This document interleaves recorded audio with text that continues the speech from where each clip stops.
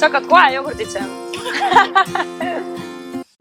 Meie oleme Männiku Piimalambad OÜ. Mina tegelen siis koos oma abikaasa Priit Tähega. Kasvatame piimalambaid ja maatõuguveiseid. Teeme nende piimast juustu, jäätist, jogurtit ja kõike muud head, mida sellest saab. Ja kogu piima töötleme oma farmis ise, nii et seda kuskile mujale maha ei müü.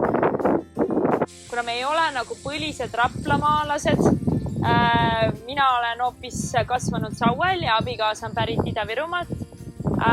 Kui mu isa ostis siis siia Raplamaale talu ja meil abikaasaga tekkis võimalus Saksamaalt tagasi tulla, võtta kaasa piimalambad ja luua oma siis väikene talu ja meierei.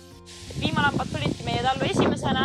Nüüd viimasel aastal on lisandunud siis terve kari maatõuguveiseid. Nende puhul siis tegemist on meie põlistõuga ja nende piimast teeme peamiselt juustu. Lambapiima töötleme peamiselt jogurtiks ja jäätiseks. Lambapiim on hästi kuivainerikas ja homogeenne, erinevalt siis näiteks lehmapiimast. Kuigi lehmapiim on ka kahte sorti, et on olemas A2 ja 1 piim, maatõuguveised ongi meil valitud just sellepärast, et nende piim on ka kuivainerikka ja valdavalt siis A2 tüüpi ehk et inimesele kergemini omastatav, nii ka siis lambapiim.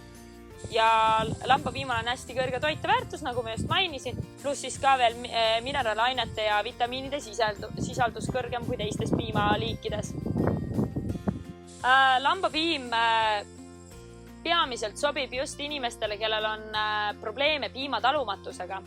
Enamasti inimesed, kes on hädas piimatalumatusega või allergiatega lehmapiima suhtes, taluvad jällegi lambapiima väga hästi, sellepärast et tegu on teistsuguse valguga.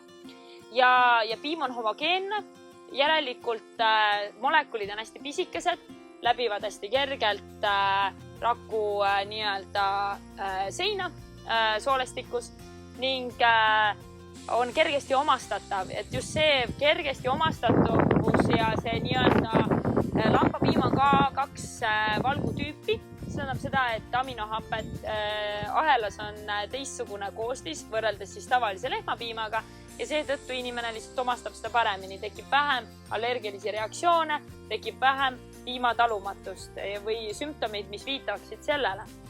Ja minu abikaasa puhul oligi siis tegu sellega, et ta ei talunud enam nagu praktiliselt mitte midagi. Tal olid kasvajad Jämesooles ja Saksamaal arstid siis soovitasid tarvitada lambapiima jogurtit.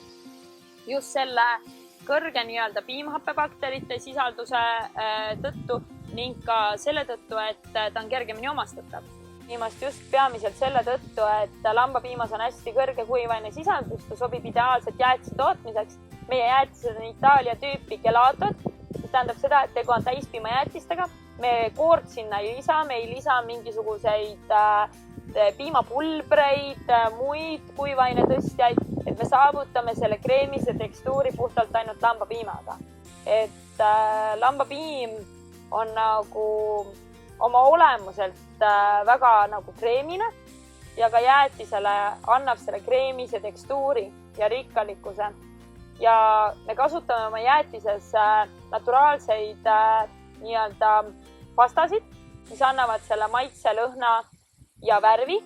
Seal ei ole sünteetilisi lisaaineid, seega võib olla kindel, et meie jäätiseid süües te ei koorma oma organismi mingisuguste kunstlike, mittevajalike lisaainetega. Meie tooteid saate osta Rabav Raplamaa poest Raplas. Vahest on meie juustu saada ka La Copita veinipoest Raplas ja tellida saate siis otse meie käest läbi Facebooki, facebook.com/piimalambad või siis tulge otse tallu ja ostke koha pealt. Väiketootmise võti on mitmekesisus ja lai tootevalik ja piim on päevapärn. Väga hea. Hurraa!